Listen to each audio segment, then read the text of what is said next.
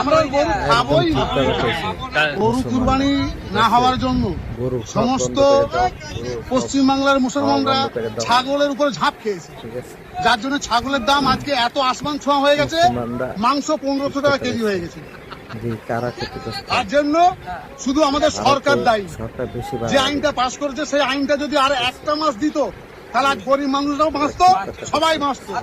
প্রভাব পড়েছে, প্রচুর প্রভাব পড়েছে। কত প্রভাব পড়েছে ভাবো না। আমাদের গরুর দরকার নেই।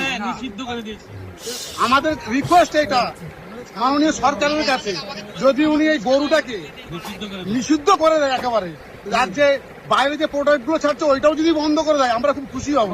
তাহলে আমাদের জাতীয় পশু হিসাবে ঘোষণা করে দিক, এতে আমরা খুব খুশি হব। কোনো সমস্যা হবে না, আমাদের কোনো সমস্যা নেই। এমনি তো ডাক্তার হামেশাই বলছে রেডমিট খেও না, তো বাস আমরা বেঁচে গেলাম।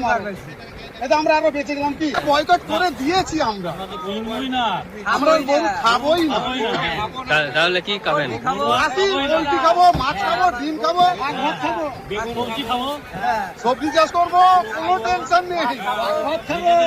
আমরা সমস্ত মুসলিম ভাইয়ের জন্য এইটাই বার্তা, যে সরকার যে নিয়মটা করেছে, যে আইনটা করেছে, আইনটা একদম মাথা পেতে আমরা নিয়েছি।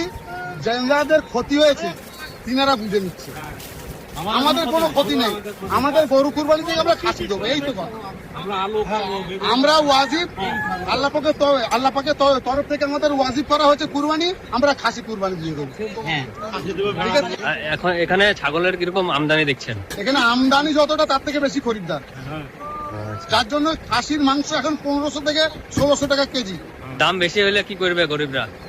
গরিবরা কি করবে, সরকার বুঝবে, আমরা কি বুঝবো। সরকার টাকা দিবে, সরকার টাকা দেবে কি। আপনার নাম? আমার নাম শেখ হাবিবুর রহমান। কোথা থেকে আসছেন? আমি হাওড়া জেলা উলবেড়িয়া থেকে আসছি।